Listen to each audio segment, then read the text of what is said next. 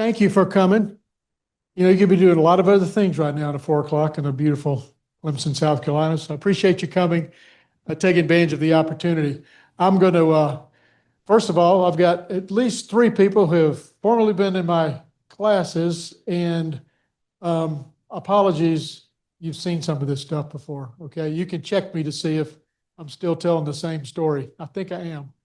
But anyway, we'll see. So anyway, glad to see some familiar faces. Apologies for the repeat, but we'll want to give everybody up to speed and get on the same page. So we're going to talk about the business model canvas today. I didn't just dream this stuff up. The business model generation. This is a book from about 15 years ago from Alexander Osterwalder, and it's really been the basis of a lot of entrepreneurial teaching used in incubators and accelerators across the world as a way to think about and help you begin to formulate your business into sort of a coherent thought process. That's not always easy, especially if you're outside of even the College of Business. Even the College of Business, they don't really teach you, they teach you accounting and they teach you marketing, but sometimes you never see the whole picture together. And this is just one tool of many as a way to do that. So that is the business model canvas. So it's not something Keith Hudgins dreamed up. And there's another book here. I meant to pull it out if I can grab it without destroying everything. There's another one. It's called the Lean Startup. Again, that is a basis for a lot of what you'll see coming out of incubators and accelerators, entrepreneurial teaching that's done in universities throughout the world. So between those two, that's the basis of the minimum viable product, the term that you may or may not have heard along the way. But those two books, if you will, and those two authors are really had a lot of influence on how entrepreneurship is taught and how the tools are shared across the country. So I'm going to go through the first 10 minutes, if you'll indulge me, is a little bit about my personal experience, because the way my former students remember, the way I look at it, the only difference between you and me is 40 years head start. And there's a very famous quote by the doctor, famous to me, Dr. Larry Yarn, who is the president of Hillsdale College. And he says to his students, you can do anything I can do, you just haven't done it yet. So I'm coming at you from that perspective. I do remember what it was like to be a student at Clemson 40 years ago. I know you're thinking, that dude don't remember. I do remember. I remember being stressed out over tests and not sure what I wanted to do with my life at the end of it. And it all works out. Trust me, if you put the effort into it. So let me tell you a little bit about myself again, because when I would hear people talk and I wouldn't know where they came from. I didn't know if they had anything to do with what they were doing or not. So that's, met my wife in Greenwood High School. If you shout out of some of these places you've lived, let me know. We'll make a connection. I graduated in '82 with a financial management degree. And yes, that is my ID card. Can you see that?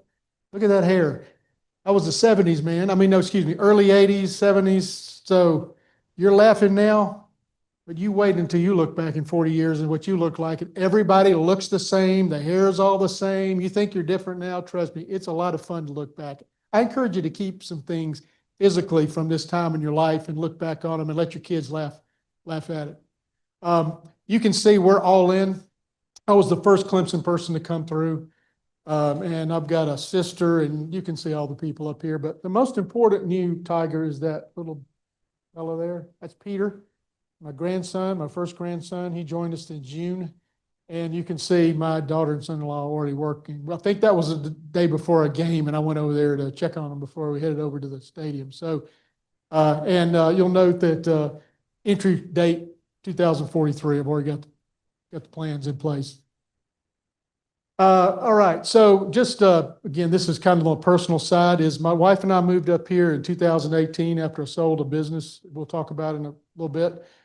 We go to Clemson Presbyterian Church. Just only mention that because our Christian faith is what helps us answers the questions to life that every single one of us have.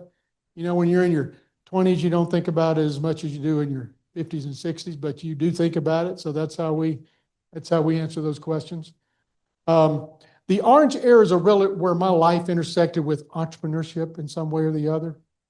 I was involved with the Spiro Institute for Entrepreneurship about 11 years ago as a board member. That's where I met Dr. Hannon, and he's become a very good friend over the years. And this has morphed into this beautiful location that we have here today. I'm an angel investor, meaning I have invested in startup companies. I didn't have a clue what I was doing when I was in 2015 when I started, and I learned along the way. And in fact, it was the motivation for some of the classes I taught when I taught here at Clemson. And then I'm involved in a real estate thing, which I'd never done real estate over in Pendleton, and that's four couples there in that little picture. One of them is Edward's yard. He's in there.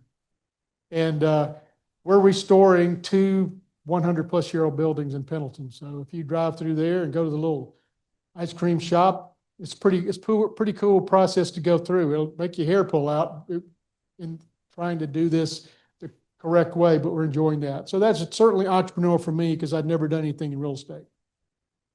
And then my favorite thing to do is to be a dad and encourage it. That happens to be my daughter. I have a son who lives over in Greenville with his wife, and she owns a Clemson Fitness Company, which is over in Patrick Square. So first class, I can hook you up first class free, $25, 2 weeks, you can get all you want. So anyway, that's my pitch.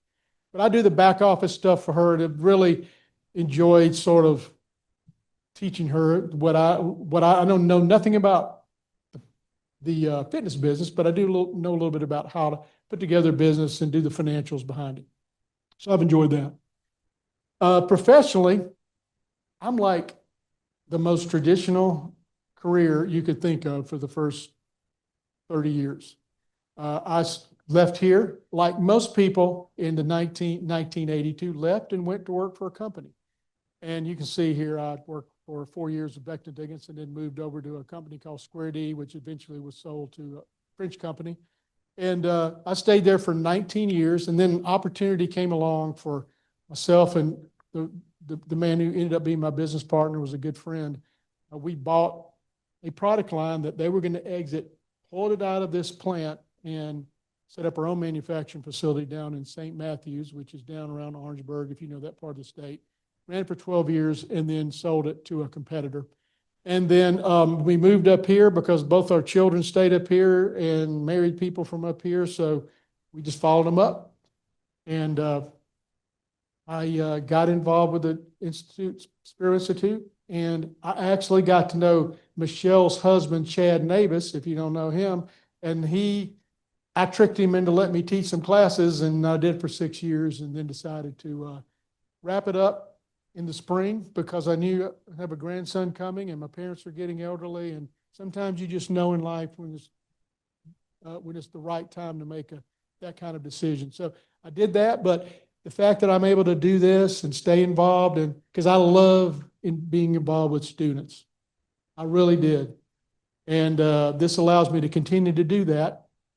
And so I love spending time with fellow Tigers, and I certainly hope that comes through.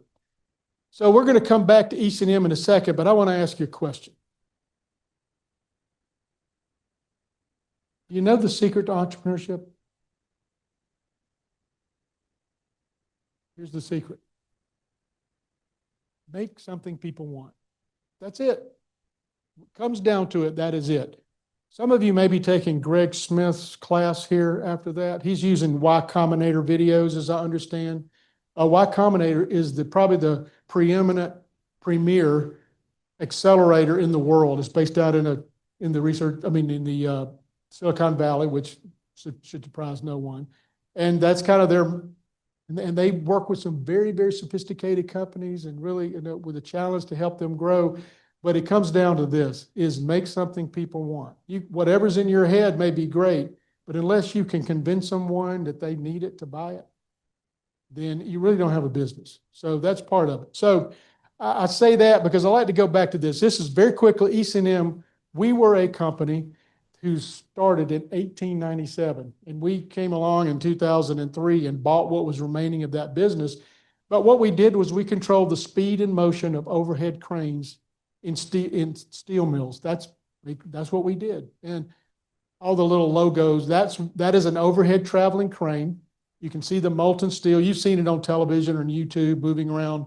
That's a 100-ton crane. And what we did was we didn't build the crane. It was the control products that sit on top of that crane that run the motors. We were on there. So you could walk, you could go you may go work for a steel company one day. You could walk around and never see an E&M brand because it's up 90 feet in the air. But that's what we did. And so it was a manufacturing company, which is where myself and Nelson, my business partner, that's where all our experience came from.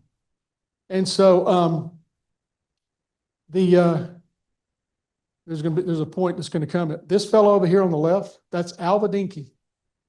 He had one idea, and that was to create this controller.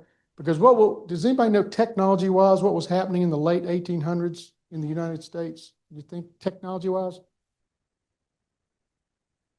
Related to that, what kind of was underpinning of that? Electricity. Electricity was, all of human history, except for the last 150 years, we were in the dark, right? In some one way or the other. So in that time frame, electricity was finally distributed. DC power out, began to go to homes and to cities. You'll find that if you look back, entrepreneurship, when there are major technological events happen, there's an explosion of opportunity for entrepreneurs. What's happened? You are in the middle of one right now. What is it? AI. It's the exact same. The impact of electricity being distributed was the same back then, caused the Industrial Revolution. The same thing is happening with you. So you're in a period of amazing entrepreneurial opportunity. Whether you do it in AI or not, you just know that it's available to you. So the point being is entrepreneurship's never been any different. It's always been make something people want. Alva Dinky, working in a shop in a steel plant in Ohio, came up with one idea and created a company. And that photo over there on the right is about 25 years later, and they had a whole manufacturing plant up in Cleveland that ran until they moved it down to Columbia, South Carolina in the mid-70s. So that principle applies to the idea you're thinking of right now and every other entrepreneurial idea back. Okay. And then very quick, just to kind of show you the evolution of a company. And all companies have some type of evolution. Mine just happened to start in 1897. Google started in 1996. Apple started in 1976, I think. So, but they all started with usually one idea that somebody wanted to buy. Okay, so as you think about it, the possibilities are, it just takes one idea to create something great. All right, so how does this, we're going to transition to the business model canvas. Make sure I stay on, get you guys done by 5, that's my goal. Let's look at the mind of an entrepreneur. So do you ever feel, I don't know, some of you that have got your idea people, I'm not an idea person. In fact, I have an idea like every 2 years, maybe. Some of you are having an idea every 2 hours. I need to hang with you guys because that's not me. I've got my other set of skills. But what happens, you get that idea, and sometimes, particularly if you're not in the business arena, you don't have a lot of experience, your mind is, there's a lot of things out there, and it's just like, which one do I focus on? And this was really a kind of the first slide I did in a business planning class that I had. But the principle says that if you don't somehow figure out a way to line things up, it's hard to really know what to work on first or last or second or 12th or whatever, wherever it sits. So we're going to get to how a business model canvas might help you think about the challenges that come into business. So here is a couple of things I noted. Is a great idea. Just the start of the entrepreneurial journey. Success really lies in finding the business model to bring it to fruition, to make it a success. Okay, so and the idea is the fun part, I know, but there's all parts of entrepreneurship that aren't necessarily the fun part, but to be successful, you got to do the fun stuff along with call it the drudgery part, the business side of it, the setting up your finances, making sure you're in the right structure. Those things are just all part of being an entrepreneur. So there's I see one gentleman back there, my friend. He's about my age. I bet he did a bunch of business plans in traditional in a traditional business. So in corporate world, we went and did the 50-page business plan. And in fact, when I did our deal with ECNM and tried to make a pitch, we did make a pitch and we were successful, but it took some doing. This is a 45-page business plan. That was kind of typical. The corporate world is, corporate people, the more pages you got, the better it makes them feel, So that's what you did. And then kind of the new thinking of the business model generation was this thing called the business model canvas. And this is a slide I used in my class, and I built a lot more information around it, but it shows there's kind of the traditional. And if you go to the Small Business Administration and you look at download the business plan, and I can go build my business, which is, for small business, there's usually traditional kinds of businesses that I want to go maybe borrow money or whatever. They will download the business plan, and that's a great site for that sort of thing. But for a new startup that's never been done before, you don't have enough to do you don't have enough information to do a 45-page business plan. I mean, it's just not, you don't have history. You don't know what the sales are. All you're doing is making some projections of what will be. So it's probably not the best form to start the process. And so you're saying, well, Heath, how long have you been knowing about business model canvas? Well, I'll tell you how. So my first time I ever spoke to any Clemson students was actually with an MBA class in Greenville, like in 2014. And through the Spiro Institute, I met the guy that taught over there, and he said, "You want to come talk to the class?" He said, ECNM is unique because you didn't dream up the business, so it's a management buyout of a product line that's kind of different and unusual, and some of our students might be interested in that. So I said, well, as I like try to relate to the student, I said, what you guys using or working on? He said, we're using the business model canvas. And I said, oh yeah, the business model canvas. And I get off the phone and I said, what is a business? I have no idea what a business model canvas is. So anyway, I did what every person does. I went to Google and I learned what the business model canvas is. And YouTube wasn't quite as prolific. It was certainly, but it didn't have the great stuff it's got today. But I watched some videos and understood what the business model canvas is. So what I ended up doing is I took that 45-page business plan and created a business model canvas. If this would,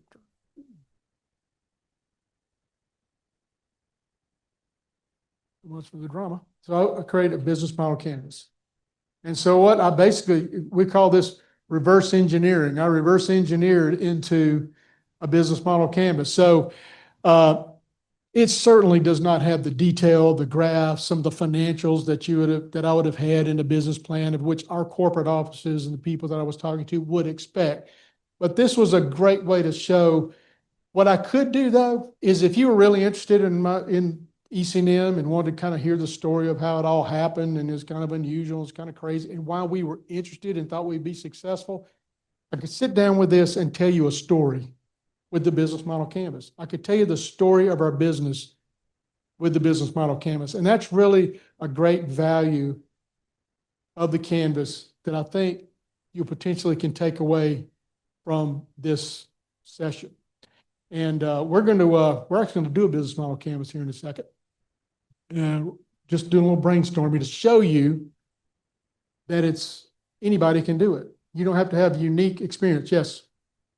What I did here was first of all, remember we had, Nelson and I had 20-something years experience each in that business. We kind of didn't need to do a business model canvas because we had customers already in place. So we bought a product line that was already in motion.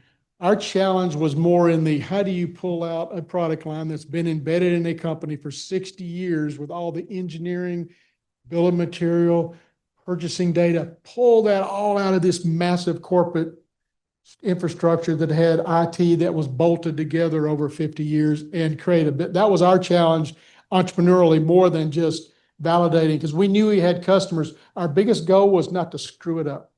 That was, if you want to talk about a goal, our entrepreneurial goal for the first year, don't do anything to screw it up. And a year later, there were people thinking we were still owned by the other company. That's good. That means they didn't feel a disruption, and that was our goal. So it's a different kind of animal. That's a good question. How about this? Alva Dinky in 1897, he was doing the validation for us and it was validated throughout the life of that product, of that company. Okay, so that just to show you, I reverse engineered back, and I was able to share my MBA class, and that was kind of my first introduction. I thought, you know what, I could tell a story with the business model canvas. And that's why it sort of stuck with me as I began to teach some classes here about why it could be a useful tool. And I included it, no matter what it is, at least one session in it. And in fact, it was just in our class. We did the one with my daughter's business. One of the assignments was go put together, we had like 3-person group. You guys do a business model canvas for Martha's business. That's it. I didn't tell them. I just told them what it was. Look at the Instagram account, look at the Facebook. I didn't tell them anything else. And it was amazing what came back. And they didn't know anything about the fitness business. That's why it can be useful for you guys. All right. So business model canvas has got 9 blocks. Let me just get a couple things here. That's not going to work, so we're just going to go through that. So there's a business model canvas. First of all, what is it? It's a blueprint for your business. It'll help you see the big picture. I'm going to stand here and kind of make sure I cover all of them. We're going to break down the business into 9 different blocks. That's the way it's been identified in the business model generation book, and then things there are tons of companion books about really deep diving into those 9 blocks, but you start with the basics is what we're doing today. Why use it? Number one is it's easy to understand. You don't have to have a business degree. Doesn't matter what your degree is in. There's a ton of common sense in entrepreneurship. This helps you find some of that common sense and to organize it and to have it in front of you. And helps you focus on the important stuff.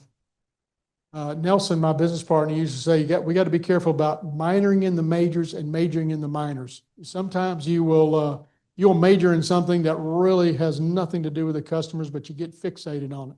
This can be a tool to help you making sure you're majoring in the majors, at least in an early startup. And it will save you some time, because remember that chart I had with all the stuff the guy was drawing on there? It can kind of help you line those things up and work on the right thing at the right time. It's visual. Everything's in front of you. It's simple. It really is. It's easy to update your ideas as your ideas grow, and it's actionable. Let's see here. So you don't believe me? You think I'm just like, all I've done, he taught some classes. He's just like your typical instructor type. No, actual entrepreneurs actually use it. So the guy in the middle is Justin Oslowski. He was a ME mechanical engineering graduate. I know we got one. You got any other mechanical engineering graduates? How about engineering, computer science? I know we got a computer science. Okay. He went to work for a robot company and said, I'm a really good robot engineer, but that's not what I want to do for the rest of my life. So he applied to a pretty good school, UC Berkeley, San Francisco, in bioengineering and transactional medicine. The reason he did it is because he did a few projects here in bioengineering. And he thought, that's pretty cool. I'm going to go see what I can learn. So he meets the guy on the right who's a cardiac surgeon, part of the program, and the young woman on the left, Bridget, I can't remember his partner's name, but Bridget, she was a bioengineering undergrad from Purdue, and they ended up in Berkeley. And the cardiac surgeon had an idea of cooling the brain during a stroke. Right now, you cool the brain in that sort of situation. It's kind of done externally. What they want to do is, how do you put a catheter into the brain and cool it? Okay, it actually started as a cardiac arrest during surgery and ended up going to stroke. We'll talk about that for just a second. In just a second. So they he was one of 3 co-founders. They founded Voyage Biomedical in 2019 with this groundbreaking idea.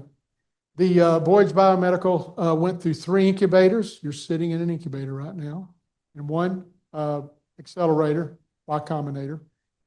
They raised funds through I think about $250,000 or $300,000 through friends, family, angels early on, and then they went to raise a Series A round. If you're taking my 40/40 class, you know Series A is the first time you go to a venture, get some serious venture funding. I think we're going to raise $1 million, and before they could raise it, a company bought them, Penumbra.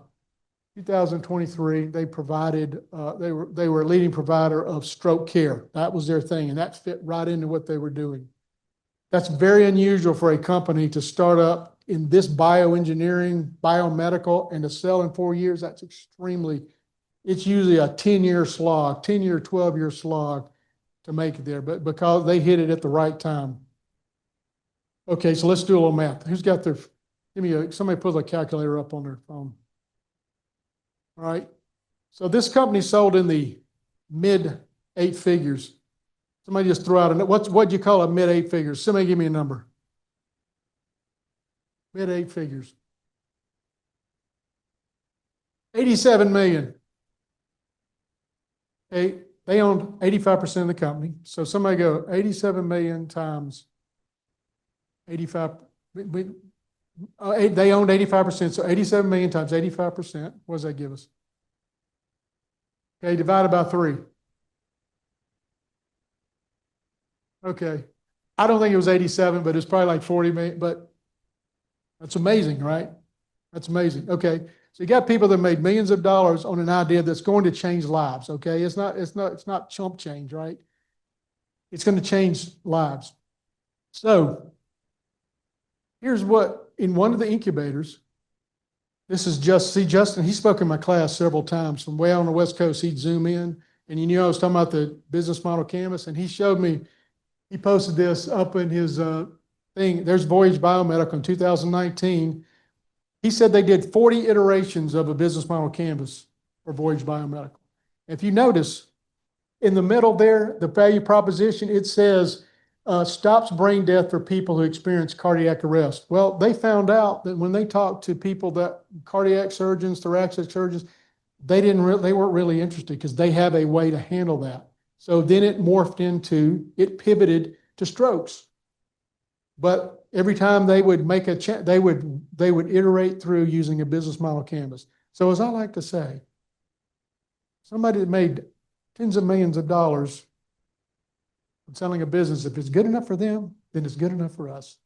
So that's why I like to teach it, and why I love having this actual example of somebody that we know with a Clemson connection. While this was a tool that they used a lot of other ones. I mean, their challenge was in the science, right?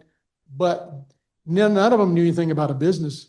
The incubators and accelerators is how they got the business part of it, and they were able to execute something, whether it was sold to 40 million or 87 million or whatever the number was. They did it through a place like this because they needed that. Okay. So you've got your, you can take with this, obviously you can take with you. You got your definitions of what is in each block. There's 9 blocks in the business model canvas. And so you've got those definitions for you to take and read to your friends on Friday night at the party. You know, they'll be very excited about that. And but keep it, because it may be useful to you sometime. All right, so we're gonna, what's a better way to do it? So let me explain a way to think about the business model canvas. So I'm out here looking with you. If you look at it, the right side is the external focus of your company. It's the customer. I mean, it's the place you start, right?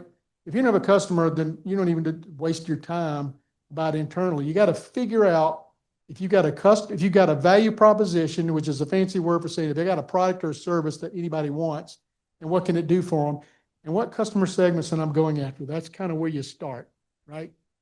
So this is where you start, and you work your way through it.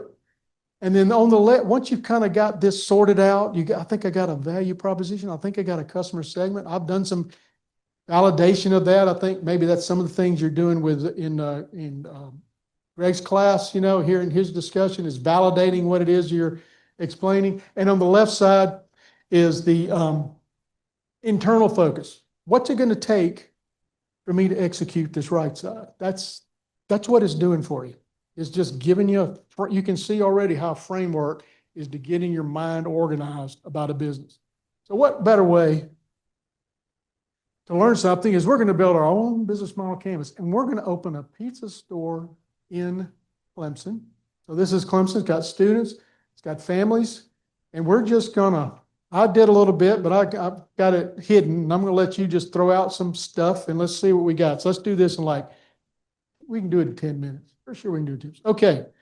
So we're going to start with our customer segment. So who would we be targeting with a pizza business in Clemson, South Carolina? Students, okay. Residents, could you get more precise in your residents? Who might you?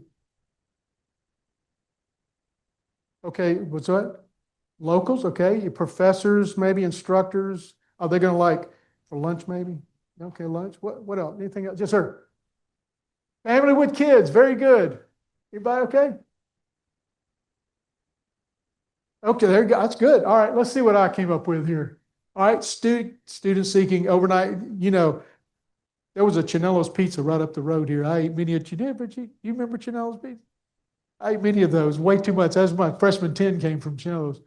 Um, Family friendly dining, faculty staff, campus visit. I mean, see, you already thought through very quickly. You said something that's I want to mention is you said families. No, you said low. Yeah. In the customer segment, what you want to do is you want to get a little bit precise. In other words, it's easy to say all people who love pizza. That's not a market segment. I mean, first of all, very few people don't like it. So what you want to do is you want to try to get that whittled down, because what is going to happen is when you kind of think about the segments, the next thing you'll work on, and you can do that, you do these two in conjunction actually, is you go to the next one. And that is the value proposition. Okay, you kind of know your segments. If it's general people who like pizza, it's hard to figure out what you need to do. What does that even mean that people like it? So you can see you segment your customers as best you can. Now you don't have to get nuts over it, but the generic customer segment's really not going to get you the information that you want to be able to work on a value proposition that's going to make a difference and to make them want to buy your stuff. So let's talk about, all right, we got our pizza restaurant, so we kind of know we got a wide range, and we may end up not worrying about some of those segments. So right now, that's what you typically would see in a pizza restaurant. So what's going to make our product stand out? Somebody throw out some ideas. Yes, sir. Low prices, okay. Open later. Oh, I like that. Okay, yes, sir. Okay, unique offering. Okay, there you go. Yeah. Oh, yeah. Oh, that sounds good, man. Oh my gosh, sign me up. I didn't put that one on here, but we're putting that on our value proposition. I like it. Yes, sir. Oh, a distinguished style. Very good. That's right. Yeah. How fast you make your pizza. Okay. Well, we got some value propositions to think about in our pizza business. I did not think of fried pizza on the inside out fried pizza, but but fresh. These are just some that I like just brainstormed. Fresh family deals, cozy atmosphere. We talked about that you might want something more eclectic, so that's fine. So figure out what's missing in the marketplace in that customer segment, and maybe you can meet that. Fast delivery, DoorDash. So those are the kind of things. So now we've got sort of you see where we're coming from. We got a value proposition about what we're looking for. We got a segment. Okay, now what's it going to take? So then the rest of this side on the right kind of begins to think about, okay, how do I begin to execute that? So what does it say here? What type of relationships does each customer expect us to establish? So what's going to make your customers return again and again? Customer service. A rewards program. Good. Quality, okay. So, did you have one? Okay.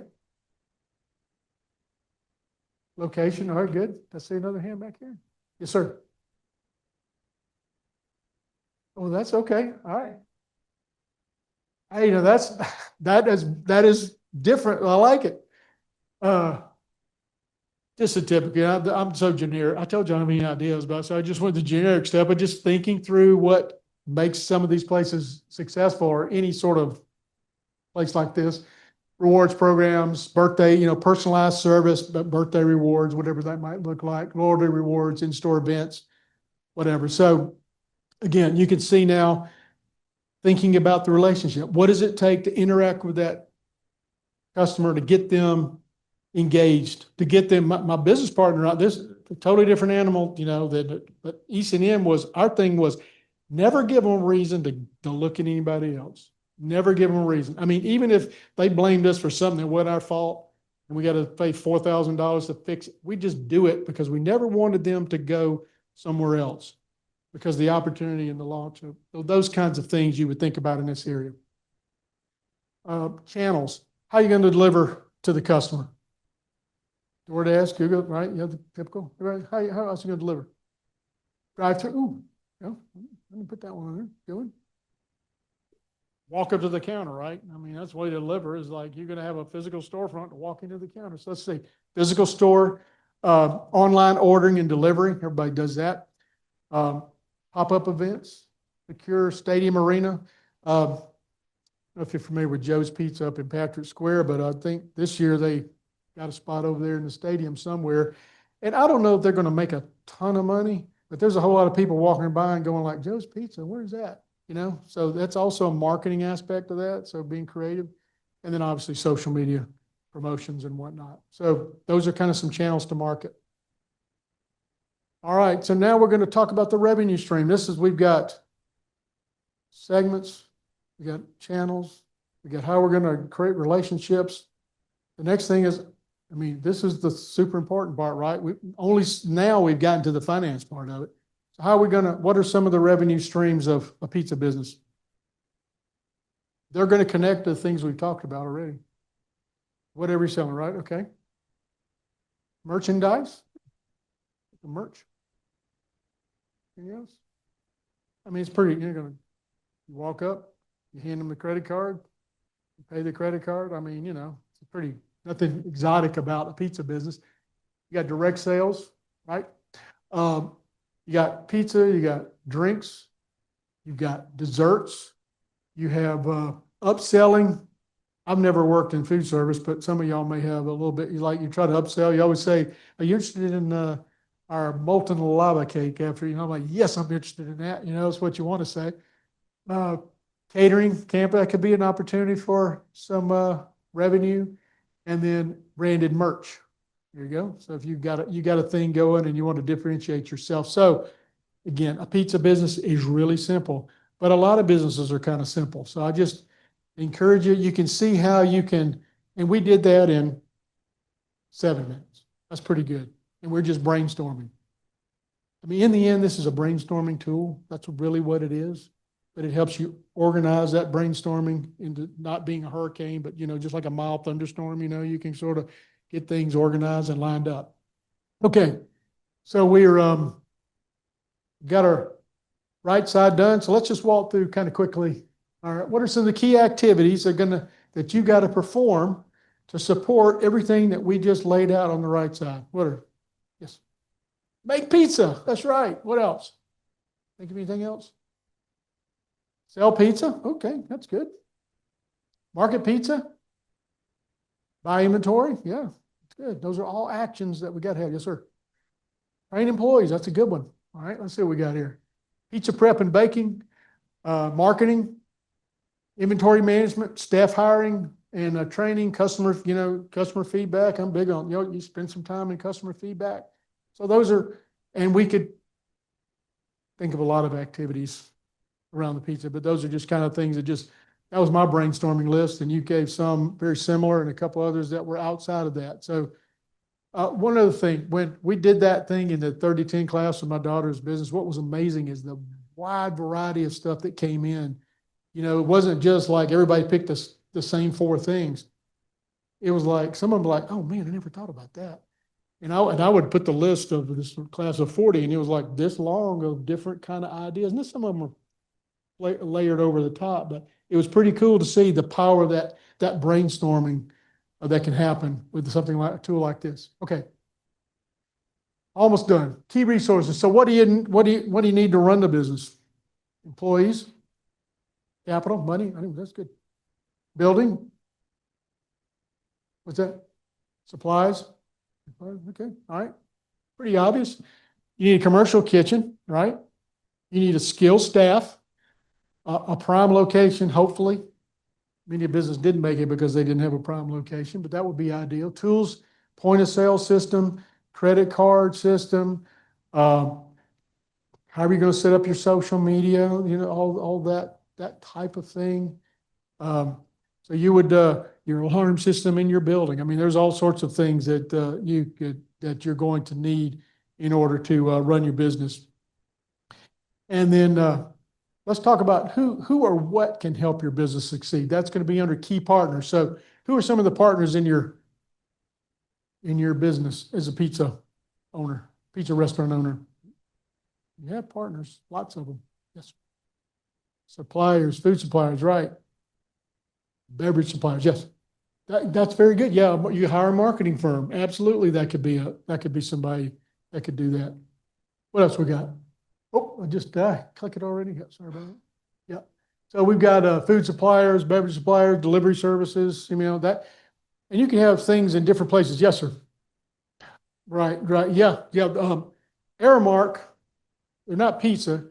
They rule this place with an iron fist with all the food thing. But that is the thing to do right there, man, is to get an exclusive deal, right? That's the way to go. But yeah, absolutely. No doubt about it. IT support accountant, this is really important to identify all the people that you need to help you out in your business. And then finally, and we'll wrap it up, is the cost structure. I mean, what are costs you're going to be involved in running your business? Again, they all relate. We're not discovering something new necessarily every time we move through this chart. We're actually learning how it's going to cost us. So we'll restate many of the things that we said before. So what's some of the costs in the pizza business? Supplies, employees, yep. Building. Okay, yeah.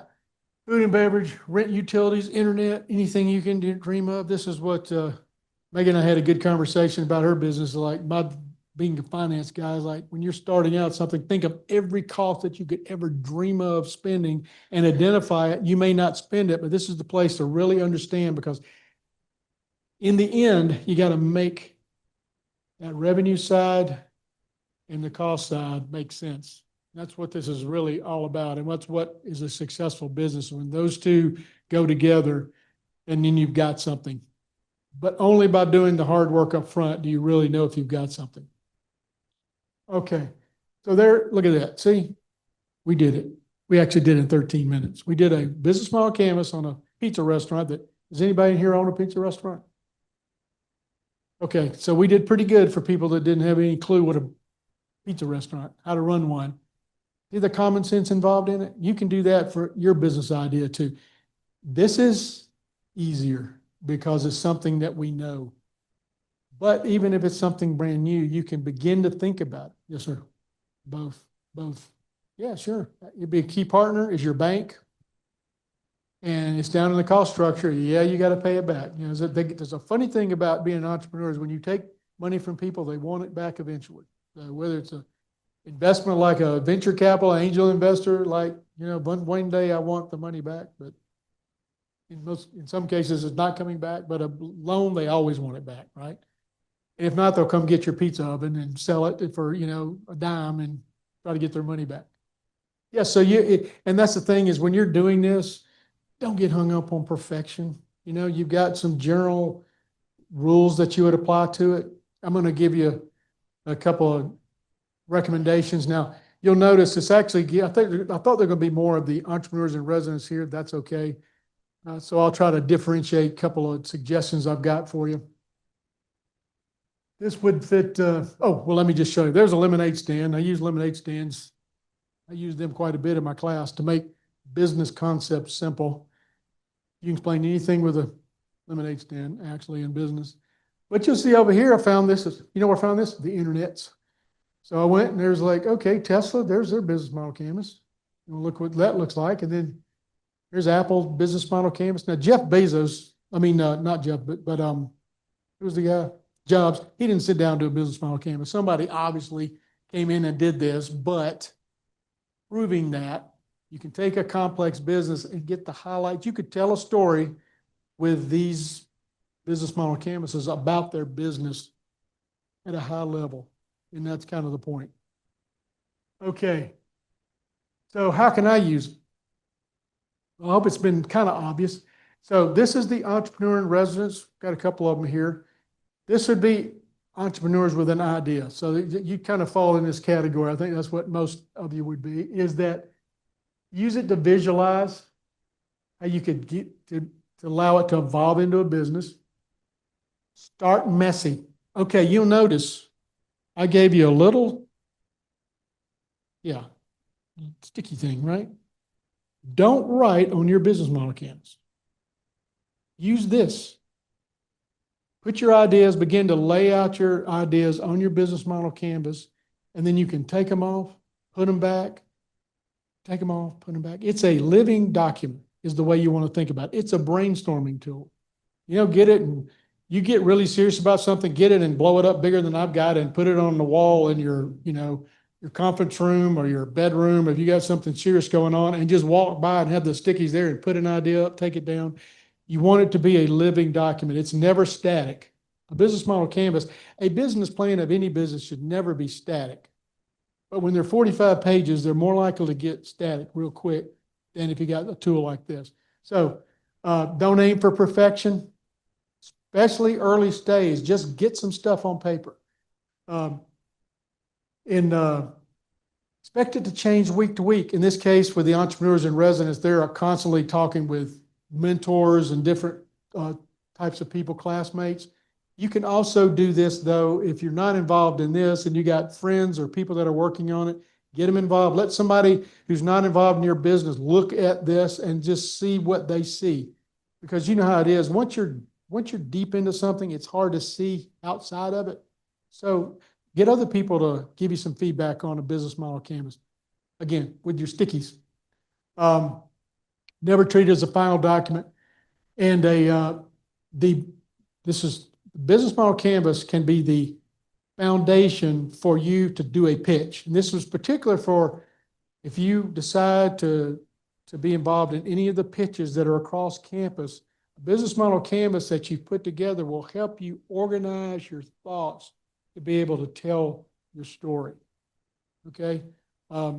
Each competition will say you need to have this kind of slide and this kind of slide and this kind of slide, but this will allow you to sort of help put that story together. All right?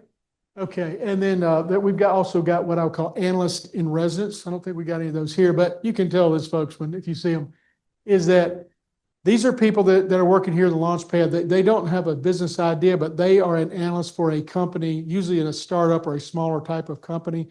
And so my recommendation for them is for their own learning is just like we did with the pizza restaurant, build a business model canvas on the company that they're working with. They don't necessarily have to get that company involved. Maybe you could ask, maybe they'd like to do it with you, but it's a good way, like we did with the pizza restaurant, to think through what that business looks like and what their segments are and what their value propositions are, and help you understand that business and hopefully be a better analyst.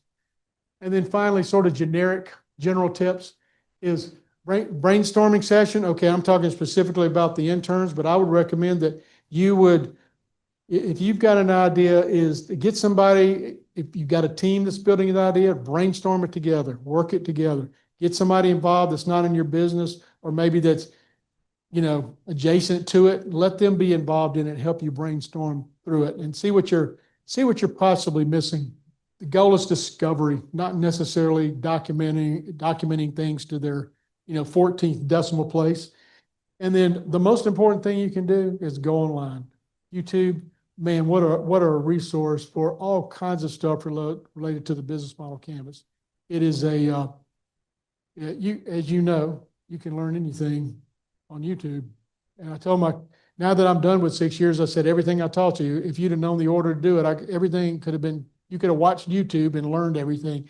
That's very true for a lot of the challenges of entrepreneurship, is go find that resource.